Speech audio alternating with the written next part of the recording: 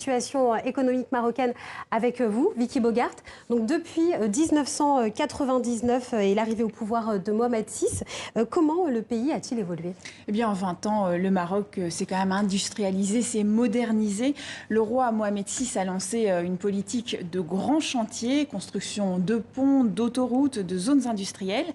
Le TGV Tanger-Casablanca a été inauguré l'année dernière. Et en juin, c'est le port ultramoderne Tanger-Med qui a ouvert 2 nouveaux terminaux. C'est l'aboutissement d'un projet pharaonique. Le port a su se démarquer de la concurrence d'une manière importante dans le bassin méditerranéen. Aujourd'hui, nous pouvons déclarer que nous sommes devenus la première plateforme de conteneurs en Méditerranée. Le Maroc est donc devenu un pays qui attire les investisseurs étrangers. C'est aussi un partenaire très actif en Afrique. Le pays a multiplié les investissements au Sénégal, en Côte d'Ivoire ou encore en Égypte. Et la monarchie est directement impliquée dans la vie économique. La holding familiale a des participations via un fonds d'investissement dans les principaux secteurs d'activité.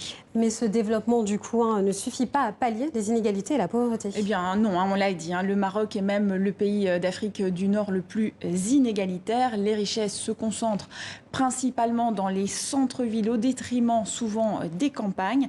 Quelques chiffres pour illustrer la situation des jeunes. Plus de 40% des 15-24 ans sont au chômage. 2 millions de jeunes marocains ne sont ni étudiants, ni employés, ni en stage. Beaucoup d'emplois restent informels. Et d'ailleurs, faute d'avenir, 7 jeunes sur 10 envisagent d'émigrer selon un récent sondage. Autre problème, Vicky, la corruption.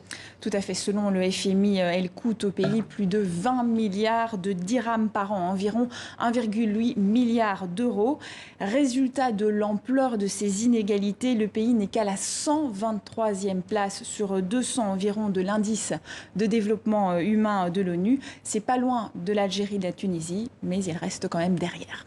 Et au niveau des salaires, où en est-on aujourd'hui? Alors, le salaire minimum vient d'être augmenté, mais il reste très faible. 14 dirhams de l'heure pour les professions libérales et les secteurs du commerce et de l'industrie. Ça correspond environ à 1,30 € de l'heure. Pour l'agriculture, c'est encore moins élevé. La journée de travail est fixée à 73 dirhams minimum, soit un peu plus de 6 € la journée. Vicky Bogart, merci. À bientôt. Merci à vous.